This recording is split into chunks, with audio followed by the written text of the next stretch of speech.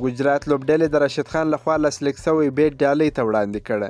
هند غوره لیګ ګجرات ټاینټس لوبډلې د افغان ستوري راشد خان لخوا لاسلیک شوی بیټ ډالۍ ته وړاندې کړ، خو هغه چاته به له پوچې اچونې وروسته ډالۍ کیږي چې ځینې حاصل پر ځای کړي. د ګجرات ټاینټس لوبډلې د معلوماتو له مخې په یوه انلاین فورم کې د دې ډالۍ لپاره د خپل نوم او برېښنالیک ادرس په ورکولو سره به خپل نظر ورکوي او دا پوښتنه به ځوابوي چې د 2022 کال په IPL کې راشد خان څو ویکټې ترلاسه کړي وي. خو دا پوښتنه په درې ځوابه بڼه ده، یعنې درې اپشنه یې هم ورکړي دي. په لومړي اپشن کې نه، په دویم اپشن کې 19 او په دریم اپشن کې 29 لیکلي دي.